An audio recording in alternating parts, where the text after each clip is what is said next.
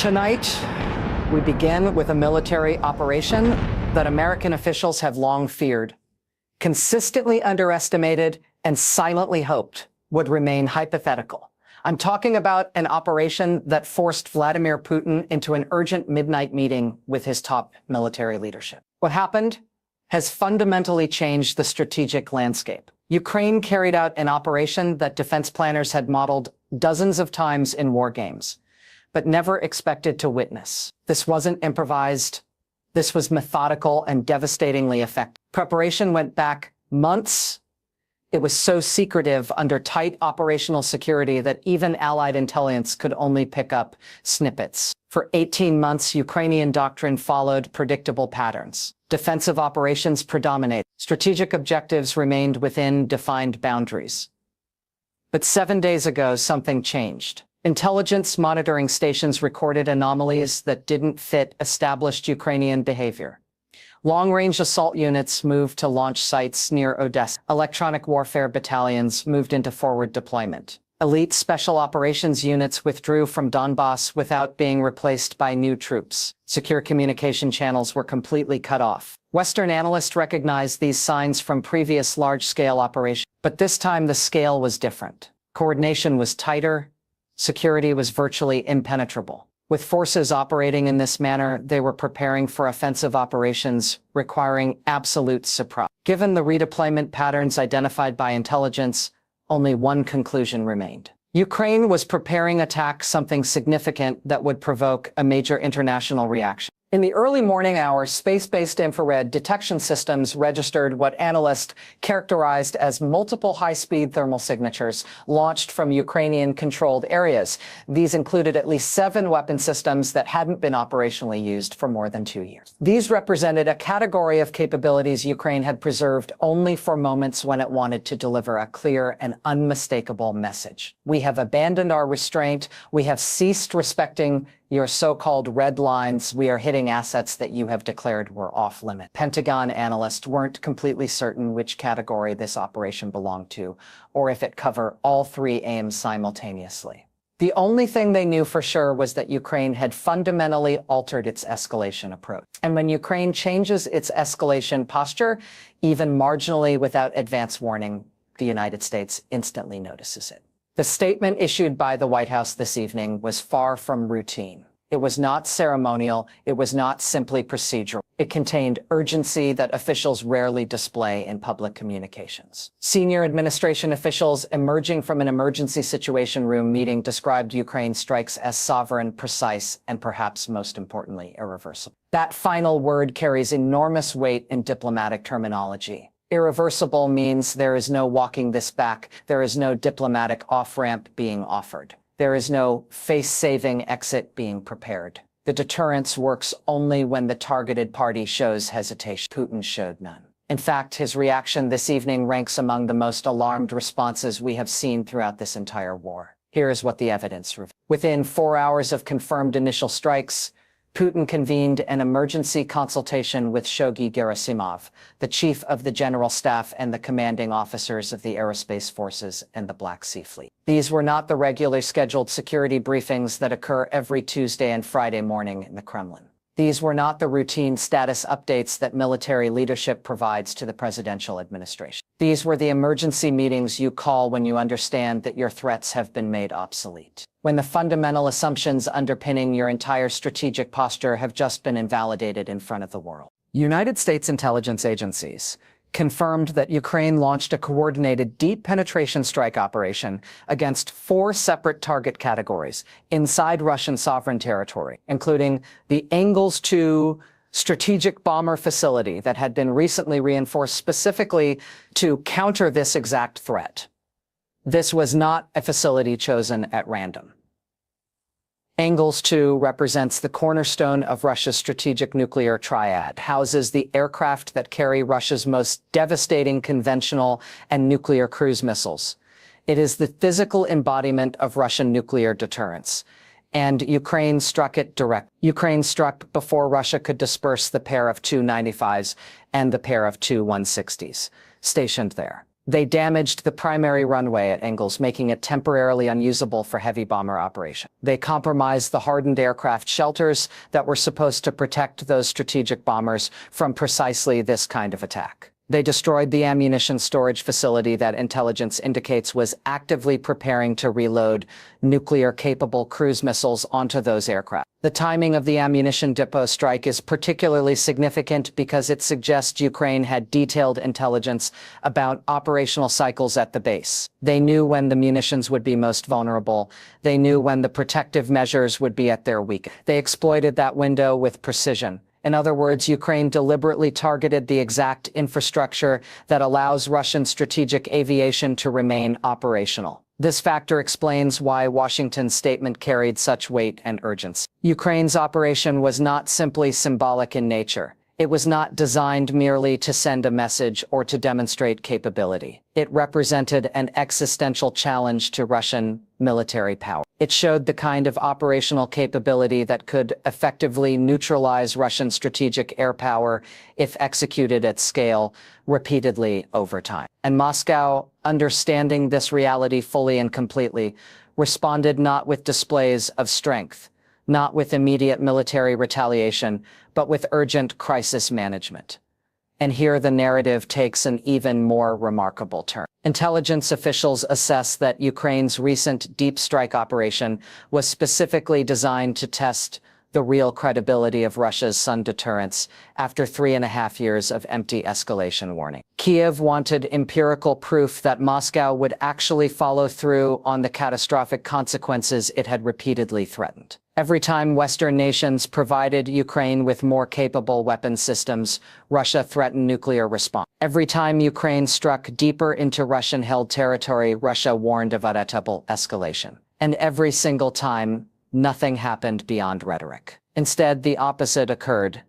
Russia did not launch hypersonic missiles at Kiev. It did not move tactical nuclear weapons to forward positions. It held an emergency meeting and went silent. So deeply silent that even the most aggressively pro-Kremlin military bloggers are tonight expressing visible outrage and humiliation. These are not Western analysts making these observations. Attracting Moscow's attention requires operations that strike at the psychological foundations of Russian strategic thinking. Ukraine achieved this with a precision that left the Russians struggling to understand how their defenses failed. NATO officials describe this as a turning point that redefines what Ukraine can achieve independently. The operational complexity represents a quantum leap. Multiple attack packages from different vectors were directed at targets within minutes. This synchronization requires an advanced infrastructure that most analysts didn't believe Ukraine possessed.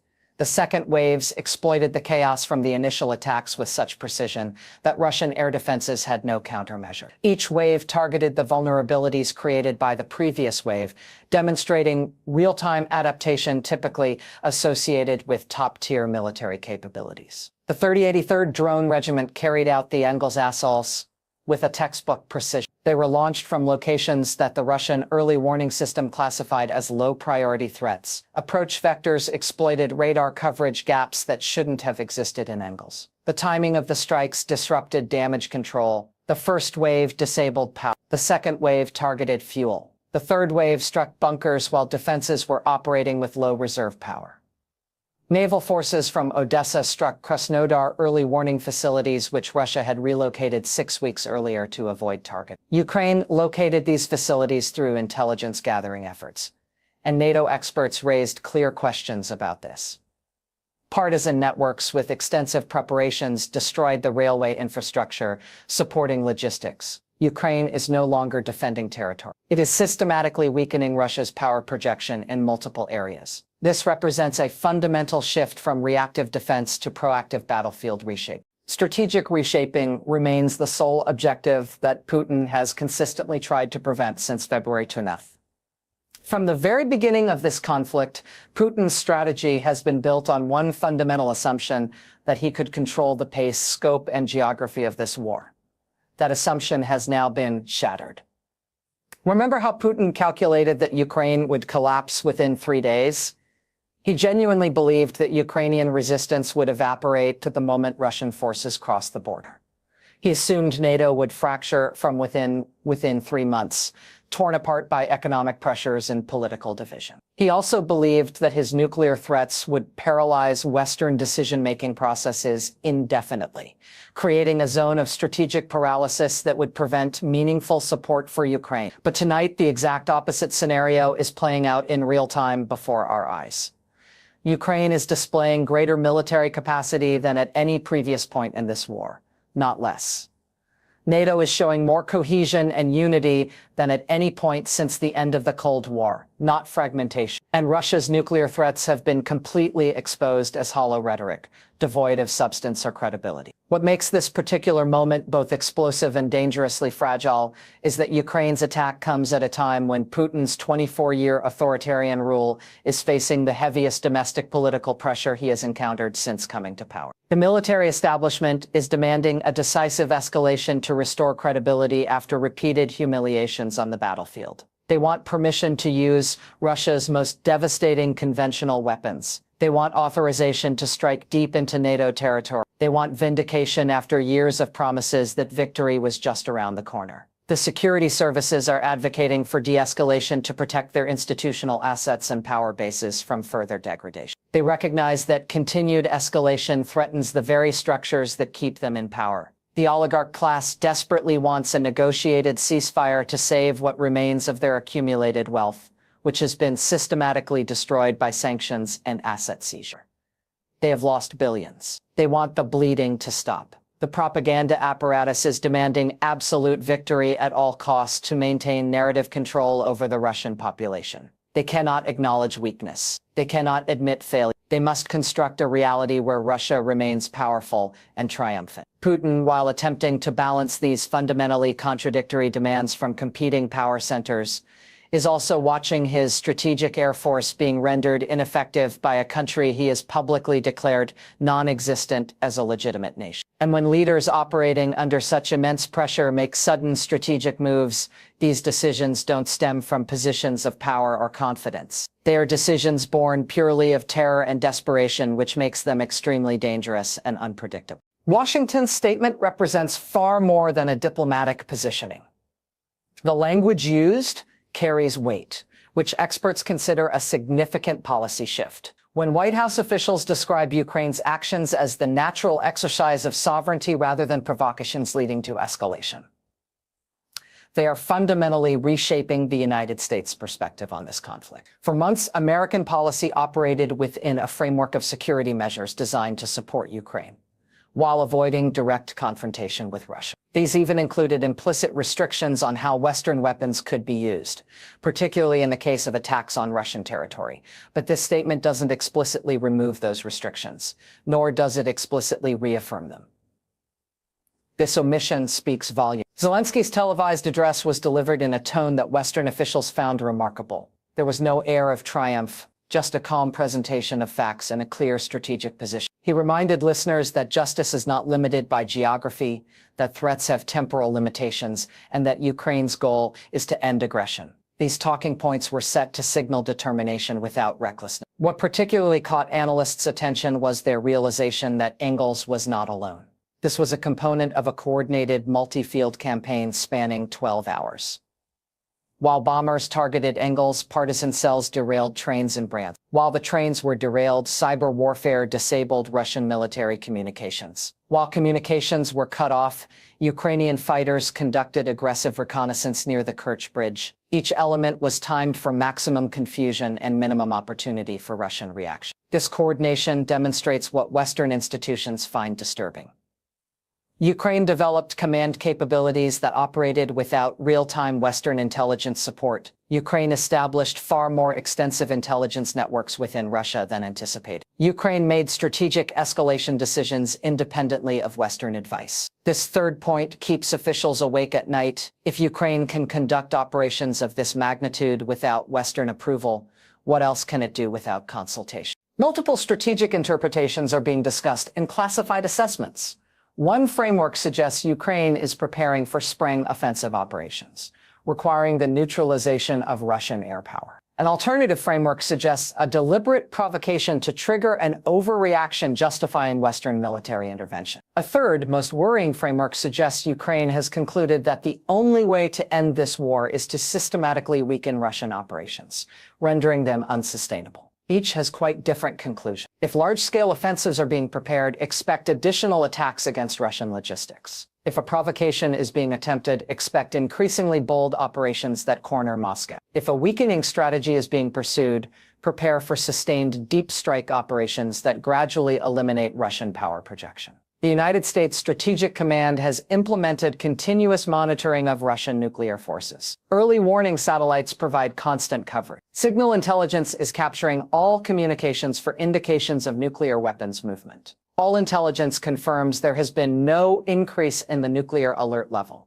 There is no tactical arms movement toward forward deployment. There is no change in the submarine deployment pattern. There is no increase in security around strategic weapons facilities. Putin's decision to hold urgent consultations instead of authorizing immediate retaliation reflects desperate attempts to identify response options to prevent an uncontrollable escalation while avoiding the exposure of vulnerability. But the critical factor that is changing all the dynamics is this: Ukraine is not waiting for Russia's negotiations. They are systematically accelerating the operational tempo. New attacks, sabotage operations, and cyber attacks are taking place every day. The message is clear and unambiguous. Geography provides no protection. Russian threats carry no weight. Operations in Ukraine will continue until strategic objectives are achieved. What unfolds in the next 48 to 72 hours will depend almost entirely on Putin's decision-making and the actions he authorizes.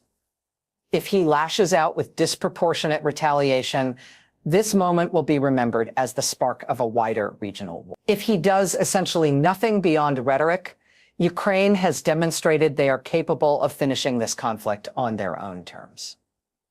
Tonight, for the first time since this long-running war, Vladimir Putin truly